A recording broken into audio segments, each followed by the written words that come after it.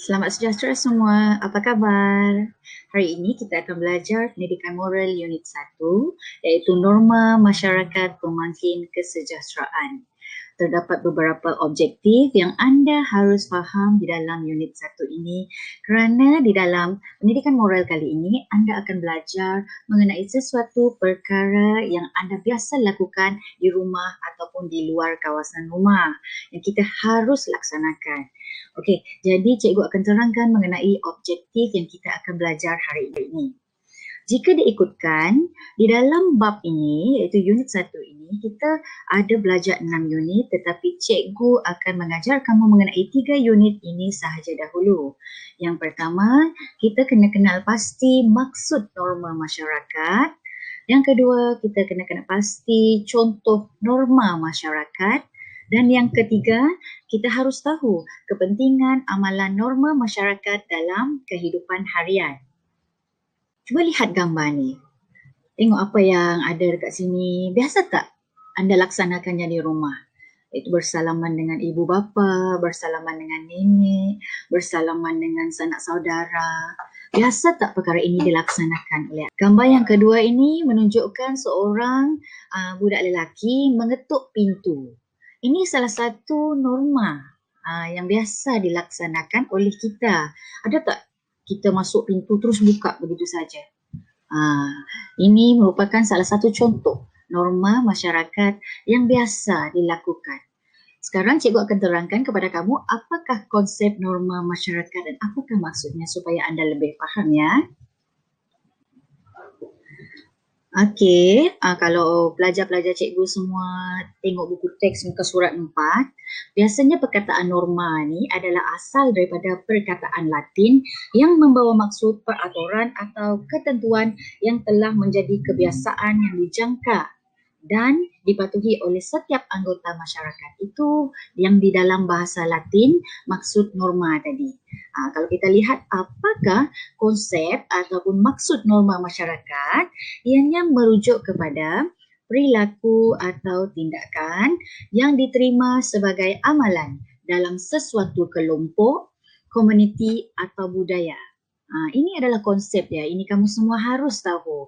Contoh macam yang cikgu tunjukkan gambar tadi, bersalaman. Itu adalah perilaku atau tindakan yang diterima oleh masyarakat yang selalu kita laksanakan. Bagi kita itu adalah salah satu cara yang biasa dan diterima oleh amalan sebagai amalan dalam sesuatu masyarakat. Okey, selain itu tadi gambar yang kedua yang cikgu tunjukkan tadi kepada anda yang mana amalan mengetuk pintu. Okey, kalau kita lihat amalan mengetuk pintu ini tiada pun termaktub di dalam kitab-kitab kan, tetapi ianya merupakan satu amalan yang diterima dan biasa dilaksanakan oleh masyarakat kita. Itu kita panggil norma masyarakat. Okey, sekarang cikgu nyatakan mengenai beberapa contoh norma masyarakat dan untuk memberikan sedikit kefahaman kepada anda semua. Kalau kita lihat tingkah laku yang dianggap wajar dan diterima dalam masyarakat, contohnya anda makan. Adakah yang makan berdiri? Mungkin anda ataupun saya adakala melakukan perkara tersebut kan? Tetapi ianya nampak seperti tidak wajar, tidak sopan. Jadi tingkah laku tersebut adakala tidak sesuai dilakukan. Sebaiknya makan dalam keadaan duduk, membaca doa dahulu. Ianya merupakan satu tingkah laku yang dianggap wajar dan diterima dalam masyarakat. Tiada pun ianya termaktub di dalam peraturan atau apa kan. Tetapi disebabkan ianya wajar diterima dan biasa dilaksanakan, itu kita panggil norma masyarakat. Seterusnya, awak lihat lagi yang kedua ni amalan agama menjadi sebahagian daripada norma masyarakat. Contohnya dalam agama, setiap agama menitik beratkan yang kita haruslah menghormati orang yang lebih tua. Okey, jadi untuk menghormati orang yang lebih tua, adakala perlakuan seperti tidak meninggi suara kepada ibu bapa, kepada nenek, itu merupakan norma yang kita rasa biasa dilaksanakan oleh masyarakat. Selain itu, budaya bersalaman ketika menyambut hari raya, sebelum anda masuk ke sekolah, anda bersalam dengan ibu bapa anda, itu merupakan salah satu kita panggil amalan yang menunjukkan hormat terhadap orang tua yang terdapat di dalam agama yang menjadi sebahagian daripada norma masyarakat. Selain daripada itu, ciri-ciri norma masyarakat yang kita dapat lihat sekarang, ianya tiada termaktub di dalam kitab-kitab terdahulu, tetapi disebabkan oleh norma tersebut diterima. Contohnya, anda hendaklah berbaris semasa membeli di kantin, ataupun sekarang kita tengok semasa wabak COVID-19, kita dapat norma baru kan. Ini kita panggil macam jaga jarak satu meter antara satu dengan lain, menggunakan face mask. Selepas itu kita tidak boleh berjalan, kanak-kanak tidak boleh berjalan di luar kawasan kerana ini kita panggil, kita akur dan kita kena sesuaikan diri dengan peraturan yang telah ditetapkan untuk kepentingan kita bersama. Ini kita panggil akur. Kita terima perkara tersebut. Kita rasa ianya wajar dilakukan. Itu pun kita panggil norma masyarakat ya. Selain daripada itu, yang keempat, perbuatan yang wajar dilakukan dan patut dihindari dalam kehidupan masyarakat. Ini pun salah satu ciri yang terdapat di dalam maksud norma masyarakat. Contohnya tadi, anda bersin. Bila anda bersin, anda hendaklah menutup mulut anda. Kan? Begitu juga jika anda menguap. Adakah anda melihat seseorang yang menguap tanpa menutup mulutnya nampak seperti sopan?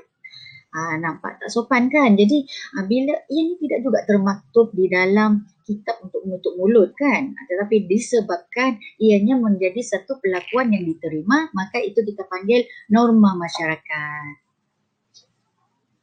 Selain itu, ciri-ciri norma masyarakat ni contohnya ianya merupakan peraturan sosial yang dibentuk secara tidak sedar sehingga menjadi kebiasaan. Macam contoh, kadang-kadang ibu kita mengajar kita apabila melintas orang yang lebih dewasa, orang yang lebih tua untuk menundukkan diri kan. Kita meminta kebenaran untuk meminjam barangan. Semua itu adalah peraturan sosial yang dibentuk secara tidak sedar sehingga menjadi kebiasaan dan diterima oleh setiap insan. Itu adalah kita panggil norma masyarakat. Okey, sekarang ni faham dah maksud norma masyarakat? Cikgu harap penerangan cikgu tadi akan memberi kefahaman yang jelas kepada pelajar-pelajar cikgu.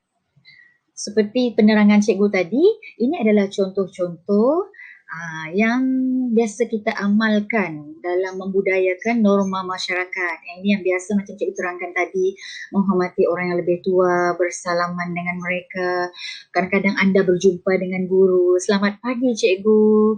Itu pun salah satu norma masyarakat yang biasa dilaksanakan dan diterima oleh masyarakat. Kadang-kadang kita tidak sedar, tapi akibat kebiasaan itu, sebabkan kita rasa kita nak hormati guru, maka kita memberikan salam dan ucapan selamat pagi cikgu, kerana itu menjadi kebiasaan. Selain daripada itu, contoh kedua, berbaris ketika membeli makanan di kantin. Yang ini adalah perkara yang biasa. Ada kala kita nampak juga pelajar-pelajar kita ni yang tidak berbaris. Tetapi bila ada antara pelajar yang tidak berbaris, tetapi kebanyakan yang berbaris ni dia akan pandang pelik. Kan, dia akan tengok, kenapa orang tu tak berbaris? Benda ini menjadi seperti salah satu kesalahan terhadap orang yang tidak berbaris. Ya, kerana ini kita panggil norma masyarakat. Kerana dia telah ditetapkan peraturan sosial secara tidak sengaja bagi menguruskan masyarakat-masyarakat kita. Selain daripada itu, seperti mengetuk pintu sebelum masuk, ini salah satu amalan yang harus kita amalkan. Terutamanya mengetuk pintu ibu bapa, bilik ibu bapa. Jangan terus masuk terjah. Contoh, kalau anda sendiri, anda sedang berbaring di dalam bilik anda, tiba-tiba orang buka pintu terus masuk ke dalam bilik anda, apakah perasaan anda? Tak selesa kan? Jadi sebab itu kita harus mengamalkan norma masyarakat yang baik supaya orang lain terasa dihormati. Okey, selain daripada itu, menutup mulut ketika menguap dan banyak lagi perkara lain yang kita boleh jadikan sebagai contoh norma masyarakat. Ini slide yang terakhir, yang kedua akhir sebelum tamat. Okey, kita hendaklah tahu tentang kepentingan panduan kita dalam bertingkah laku dalam seharian. Contohnya dalam norma masyarakat tadi, ianya sangat penting sebagai panduan kita bertingkah laku. Tanpa adanya norma masyarakat yang diamalkan, maka semua orang akan melakukan apa saja yang mereka suka. Contohnya berbaris di kantin tadi. Tanpa adanya peraturan sosial seperti yang telah ditetapkan oleh norma masyarakat, maka orang akan berebut dekat membeli di kantin, semasa membeli di kantin. Adakah ini wajar? Tidak wajar kan? Jadi sebabkan itu norma masyarakat ini sangat penting diwujudkan supaya ianya menjadi panduan dan amalan bertingkah laku untuk manusia semua. Selain daripada itu juga, ianya membentuk masyarakat yang teratur. Contohnya, apabila kita mempunyai norma masyarakat yang diterima, contoh bersalam, menghormati orang yang lebih tua, maka ianya membentuk masyarakat yang teratur. Tidak ada istilah anak tak hormat ibu bapa, anak suka menenggik ibu bapa. Sebabkan itu norma masyarakat yang baik haruslah kita ikutkan dan menjadikan amalan untuk membentuk masyarakat yang teratur, membina masyarakat yang harmoni. Kalau kita tak hormat orang, mudah untuk berlakunya pergaduhan.